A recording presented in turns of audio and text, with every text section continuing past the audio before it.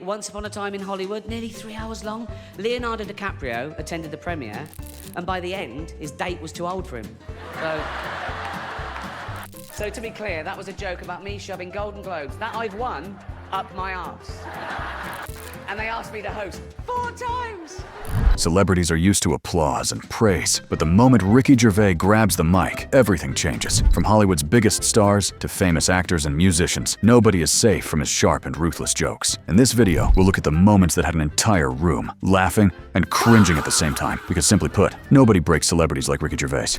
Ricky Gervais decided not to spare anyone during his final Golden Globes appearance. From Hollywood's biggest stars to the world's largest entertainment companies, everyone became a target of his bold jokes. With every minute, the shock level kept rising, and the audience didn't know whether to laugh or feel uncomfortable. And with each new punchline, it became clear that Ricky wasn't there to play it safe. He was there to cross every red line, and that's exactly what he did. You'll be pleased to know this is the last time I'm hosting these awards, so I don't care anymore. I'm joking. I never did. I mean, Kevin Hart was fired from the Oscars because of some offensive tweets. Hello? Lucky for me, the Hollywood foreign press can barely speak English. I came here in a limo tonight, and the license plate was made by Felicity Huffman. So, no. Shush. But they all have one thing in common. They're all terrified of Ronan Farrow. He's coming for you. He's coming for you. Big year for paedophile movies. Surviving R. Kelly, Leaving Neverland, 2 popes. Shut up. Shut up. I don't care. Many talented people of colour were snubbed in major categories. Unfortunately, there's nothing we can do about that. The Hollywood foreign press are all very, very racist. So, we were going to do an in memoriam this year, but when I saw the list of people that had died, it wasn't diverse enough. No. It was mostly white people instead of watching this show. That's a show about a man who wants to kill himself because his wife dies of cancer, and it's still more fun than this, okay? Season 2 is on the way, so in the end, he obviously didn't kill himself, just like Jeffrey Epstein. Shut up! I know he's your friend, but I don't care. I've heard a rumour that there might be a sequel to Sophie's Choice. I mean, that'd just be Meryl Streep going, well, it's got to be this one then. It's going to the gym twice a day and taking steroids, really. Have we got an award for most ripped junkie? No. No point, we know he'd win that.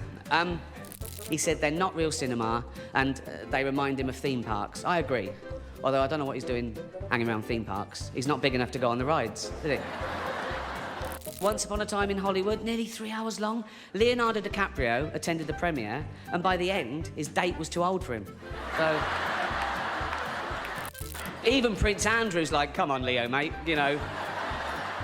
You're nearly 50, son. The world got to see James Corden as a fat pussy. He was also in the movie Cats, but no one saw that. Oh, shocking. I saw one that said, this is the worst thing to happen to cats since dogs, right? Dame Judi Dench defended the film, saying it was the role she was born to play, because she... I can't do this next joke. She loves nothing better than plonking herself down on the carpet, lifting her leg, and licking her own minge. Oh, furball. She's old school. It's the last time, who cares? Don't use it as a platform to make a political speech, right? You're in no position to lecture the public about anything. You know nothing about the real world. If you win, right, come up, accept your little award, thank your agent and your God, and fuck off, okay? So, in a little while, we're going to see a short clip from The Irishman. It's 88 minutes long. Good.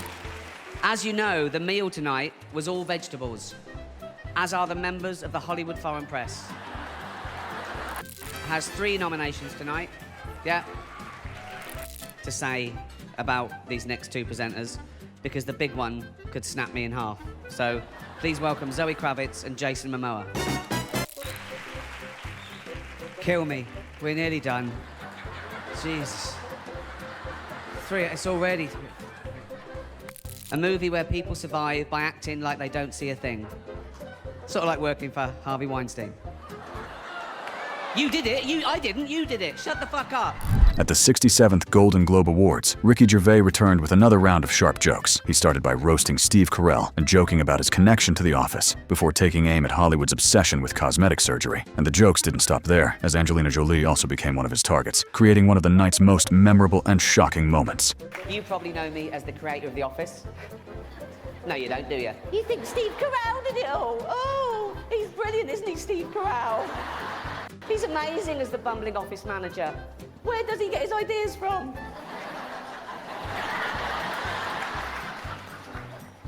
Serious note, just looking at all the faces here reminds me of some of the great work that's been done this year by cosmetic surgeons. I've had cheek implants. They put them there, which is annoying. I've had a penis reduction. Just got the one now. That's enough now. And it is very tiny. You could be a little child, a little Asian child, with no possessions and no money. But you see a picture of Angelina Jolie, and you think, Mummy. Let's get on with it before NBC replaced me with Jay Leno.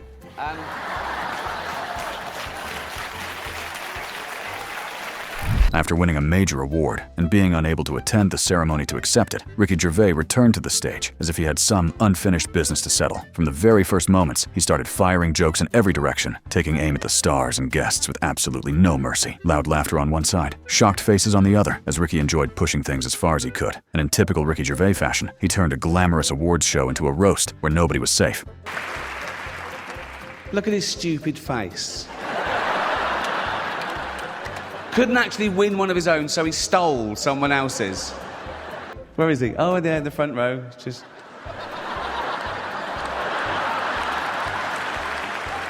just in case you have to make a dash for it. I could do anything. This is live.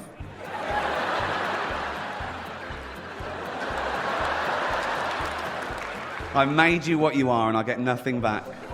Have you even been to see Ghost Town yet? No. I sat through Heaven Almighty. Give me my Emmy. Give me my Emmy. I'll come down there. Is it? Yes, you have. Stop. Yes, you have. Yes, you have. Give me it. Give me the Emmy. In one of his strangest opening monologues, Ricky Gervais decided not to roast the celebrities this time, but the award itself. He began mocking the value of the Golden Globe, claiming it was so useless that he personally used it for bizarre, everyday purposes, instead of proudly displaying it. With each example becoming more ridiculous than the last, the audience burst into laughter while wondering how far he would take the joke. But when Ricky Gervais is on stage, not even the award everyone came to celebrate is safe from being roasted. You disgusting, pill-popping, sexual deviant scum. I want to do this monologue and then go into hiding, okay? Not even Sean Penn will find me.